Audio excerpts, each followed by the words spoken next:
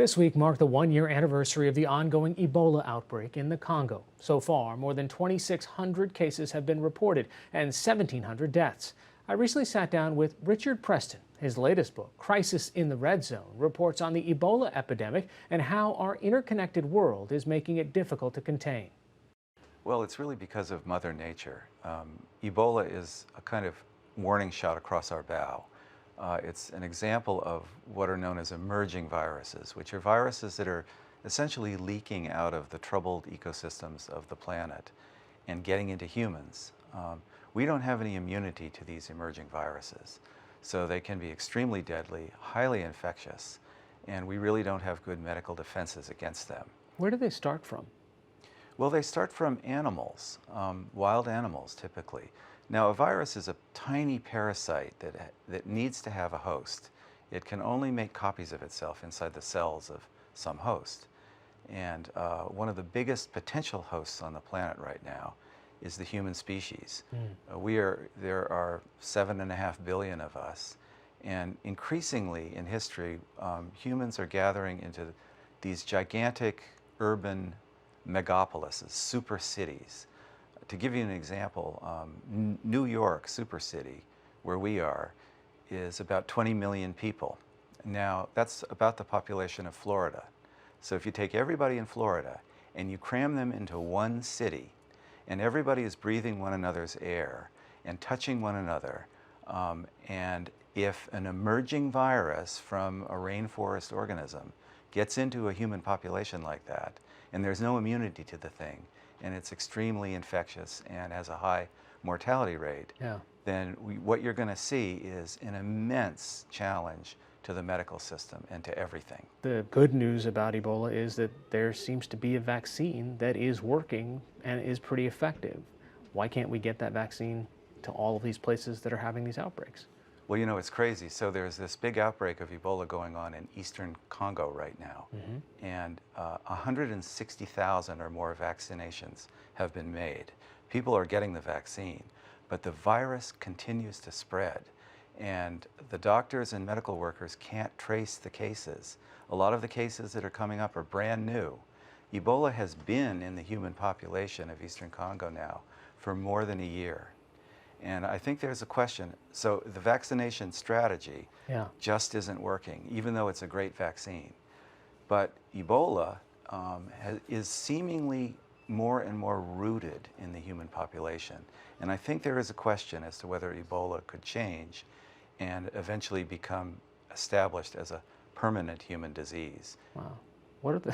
That's startling. What are the sort of cultural impediments now to trying to treat Ebola? I mean, whether it's civil wars or whether it's social media, what are the challenges that we're facing in trying to get a population armed with the information to be able to say, here's what you should do, here's what you should look for, here's where you should go? Let's talk about the American population. Let's talk about New York City, because the problem of education is just as deep here in New York as it is anywhere else on the planet. So I did a little survey, and I found out that in the New York City hospitals, there are a total of 8 so-called red zone beds for patients who are infected with a highly infectious, lethal virus for which there is no cure and no vaccine. Only 8 beds. And there are not enough trained hospital personnel to handle more than about 8 patients. When there was 1 patient with Ebola at Bellevue Hospital in New York City, there was a huge team that treated the individual. They spent millions of dollars saving that patient's life. Now, what if an emerging virus, I'm not necessarily talking about Ebola, but something Ebola-like, and there are many other kinds of viruses that are out there lurking in nature that are making these so-called cross-species jumps. They're coming out of ecosystems and getting into humanity. So what if we had 1,000 patients in New York City with a really hot virus? What if we had 10,000 patients? What you would see in a city like New York in the developed world is exactly what happened in cities in West Africa when Ebola got into them. You would see medical personnel risking their lives and sacrificing their lives, a thin line of defense. The medical people, the doctors, the nurses would really be dying. They would be going into horrific conditions to try to save patients, just as was done in Africa. And then you can just imagine the possibilities. In a way, they're sort of hard to imagine, but you would have people trying to leave the city in large numbers. You would have people fleeing from hospitals, as happened in Africa. Nobody would want to go to the hospitals because they would be hot. And so people would be dying in apartments. And the way it works in New York City is that the fire department has special HazTac teams that are trained to go in and bring out a biohazardous patient or a biohazardous corpse and deliver it properly. What about the miseducation and the rumors, the conspiracies that kind of impede that education for the rest of us, the consumer class? I mean, we're seeing these challenges on much more basic vaccinations towards children, but when you add that layer of fear that, oh my gosh, this is a deadly virus, it's affecting adults of all types and shapes and sizes, it could be worse. Yes, it is. And unfortunately, social media has played, I think, a very damaging role in these situations. Just to give you an example, in the Congo outbreak of Ebola, which is going on now, people there are very well-educated people. They have access to the internet. They read Le Monde, the media from Paris, and they use a lot of social media. And a lot of rumors go around on social media that are not correct about how you can protect yourself against Ebola, or paranoid rumors about the doctors that are treating Ebola. And I fear or suspect that the same thing would be going on in the United States if a biosafety level 4 hot virus got going in the population.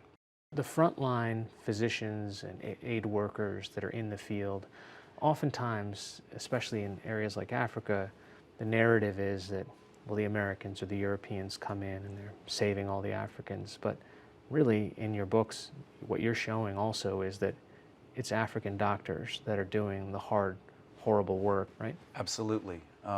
There's this cliche that, the people from the developed world, the white people, come into Africa and they save hapless Africans. But Crisis in the Red Zone is about something different. I take a magnifying glass and I put it on a small, forgotten hospital in Africa that was devastated by Ebola.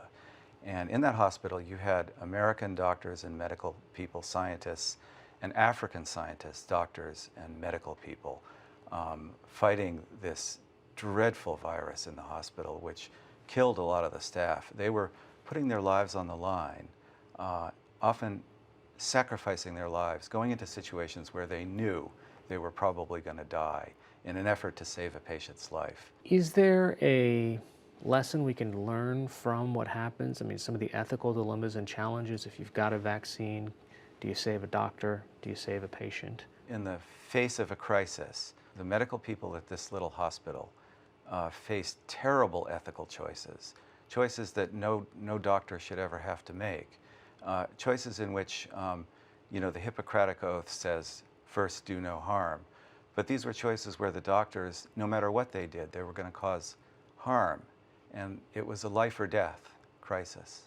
Richard Preston is the author. The book is called Crisis in the Red Zone. Thanks so much for joining us. Great to be with you.